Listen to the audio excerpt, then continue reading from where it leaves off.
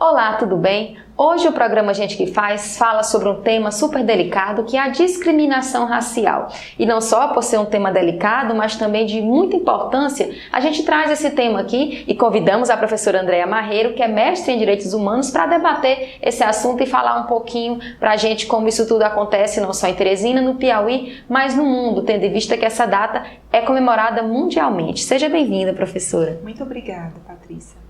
Para começar, a gente vai falar sobre em Teresina. Essa data, ela é bem delicada porque muitas pessoas, fingem não existir mais essa discriminação racial. Mas a gente sabe que acontece, né, professora? A senhora que é uma estudiosa dos direitos humanos, como se comporta isso aqui no Piauí, por exemplo? No Piauí não é diferente do resto do mundo, né, em termos de existência de racismo. O racismo existe no Piauí e existe de uma forma muito forte, sobretudo porque durante esse processo de colonização, né, que foi muito violento aqui no nosso estado, nós temos a partilha de um mito, que é de que a escravidão no Piauí ela foi mais mansa, né, de que esse processo de colonização aqui ele foi mais brando do que em outros lugares. E aí a gente tem um problema, que é não acessar, não saber, né, não acessar os conhecimentos desse período da escravidão. Por isso que é extremamente importante, né, que a gente estude essa época para entender a perversidade dos reflexos desse período histórico até hoje na nossa cidade, no nosso estado. A sociedade, numa tendência até boa, de tentar, né, acabar com essa discriminação, acaba isolando essa parte da história para não se falar mais como se não tivesse acontecido. Exatamente, Patrícia. Só que essa invisibilidade, essa invisibilização da história da escravidão, ela não contribui em nada para que a gente enfrente, né, os resquícios do racismo, os resquícios da escravidão, o racismo hoje no nosso estado. Que a gente evolua, né? Inclusive que a gente costuma, assim, foi difundido no Brasil de um modo geral o mito da democracia racial, né, como se nós fôssemos raças que vivêssemos aqui de uma forma harmônica, né, que não houvesse essa sobreposição de uma raça sobre a outra, como existe em outros países. E isso é um mito que nos impede de enfrentar o racismo que está presente no nosso cotidiano e de pensar formas, né, de efetivamente propor políticas para que a gente alcance uma igualdade racial. E quais são os movimentos hoje que acontecem sobretudo em Teresina, né, que tendem a acabar com esse preconceito a toda forma de etnia, de raça? Quais são os movimentos que acontecem hoje aqui no Piauí? Eu gostaria de falar aqui de duas movimentações, né? Nós temos os movimentos populares, que é um movimento histórico no Piauí, é preciso também que a gente diga isso, né? Um movimento fortemente marcado pela presença de mulheres. Então nós temos vários grupos populares, movimentos sociais, como Coisa de Negro, como o Afafroxá, como o Ijexá, né? Que são movimentos de cultura também, que são muito importantes para que a gente possa acessar, inclusive, essa cultura que historicamente foi silenciada. E de um outro lado, nós também temos um movimento importante, que é o movimento nas universidades, né? Nesses locais também, que são os lugares de saber, que historicamente também foram formados, né, por um povo branco e que ainda tem uma resistência muito grande em acessar os conhecimentos do povo negro. Então, grupos de pesquisas sobre negritude, né, sobre a afrodescendência, sobre o povo negro nas universidades piauienses, eles são muito importantes. Eu destacaria aqui alguns grupos na UESP, né, e o grupo também na Universidade Federal do Piauí, que é o IFARADá, e também o grupo DIUCE, né, que é o grupo de estudo, pesquisa e extensão Direitos Humanos e Cidadania, coordenado pela professora Maria Sueli, que tem um trabalho extremamente importante, junto com o coletivo Antônia Flor, na assessoria assessoria jurídica popular de comunidades quilombolas. Professora, em prova de que o racismo continua acontecendo, que a discriminação, apesar de nós estarmos no século XXI, essa discriminação continua acontecendo, são movimentos, por exemplo, a violência, né? Se você busca números em relação à violência, você vê que há uma discrepância em relação à cor, por exemplo. A própria OAB, a senhora me falava que faz parte de uma comissão que debate esse assunto. Então, assim, a sociedade está sempre levantando esse tema porque ele existe. Sim, sem dúvida. Há hoje problema muito sério, quer dizer que as pessoas que denunciam racismo, né, ou que as pessoas que denunciam machismo, elas fazem um certo vitimismo, né? E isso é uma distorção que a gente precisa enfrentar. Nós estamos falando de duas estruturas perversas, que é o racismo, que é o machismo, né, e que são, inclusive, interrelacionadas. E é preciso que a gente entenda que essas estruturas, elas são estruturas muito fortes e que precisam ser enfrentadas, inclusive, pelas instituições democráticas.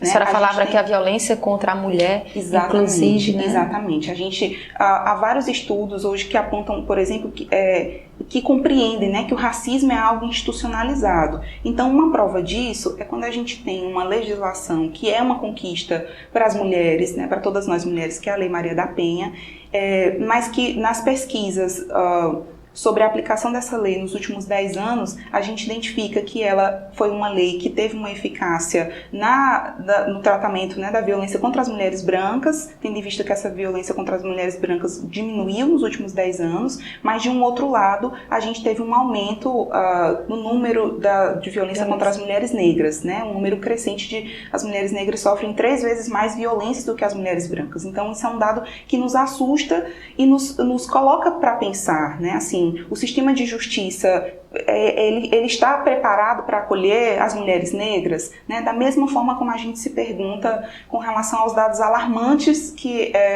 acontece do homicídio de jovens negros nas periferias das cidades brasileiras, né? Então, o sistema de justiça, em que medida, né, esse sistema de justiça ele protege os corpos negros? É muito importante que a gente faça essa pergunta e entenda que o racismo está para além da pessoalidade, né, dos sujeitos. Ele é uma estrutura perversa que, infelizmente, no mundo inteiro, né, ainda violenta a dignidade das pessoas. Professora, e como a sociedade em geral pode contribuir, pode fazer para melhorar esse cenário em todo mundo?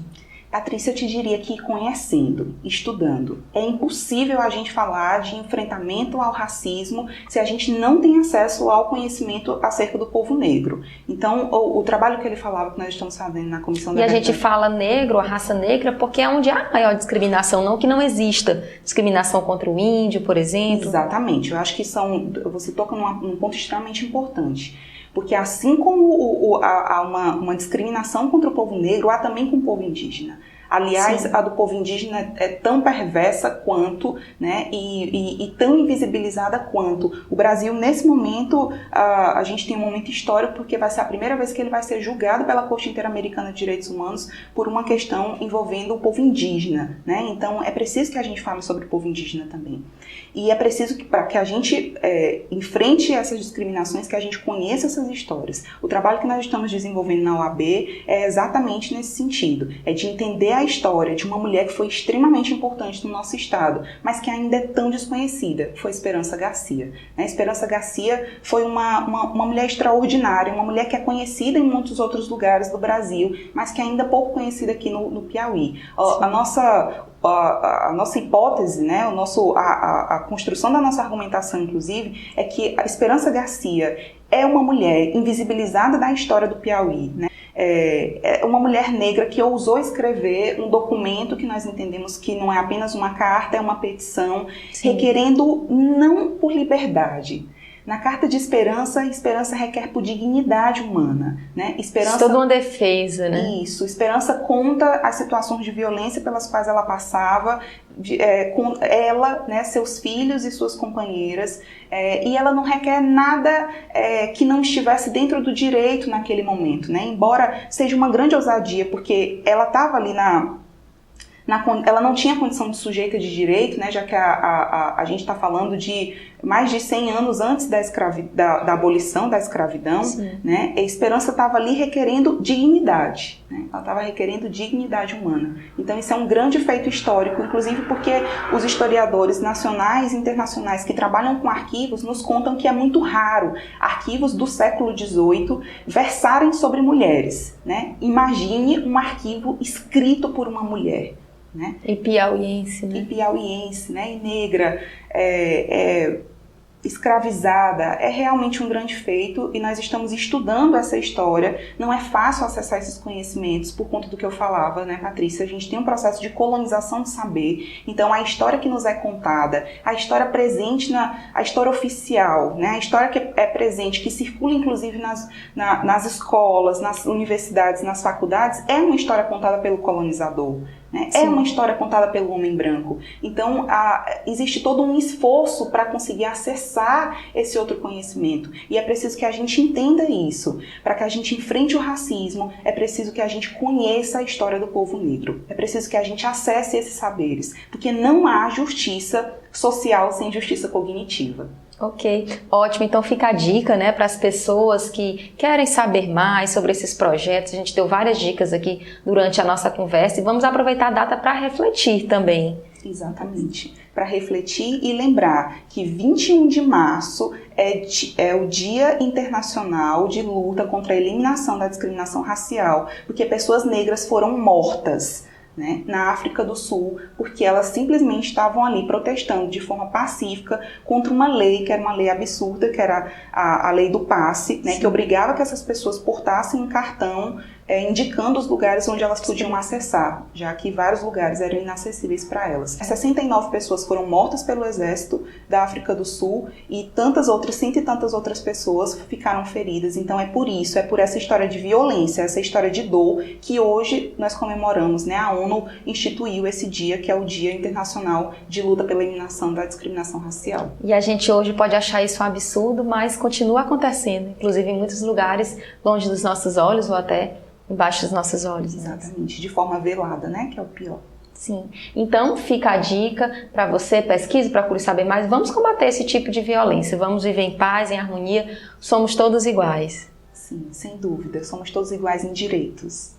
E esse foi o programa Gente que Faz. Eu espero que você tenha gostado. Envie a sua sugestão, participe. Envie a sugestão para o e-mail gentequefaz@clubsat.com ou através das redes sociais, no Facebook e no Instagram, portal Clubsat. Um conteúdo novo a cada semana. Acesse clubsat.com.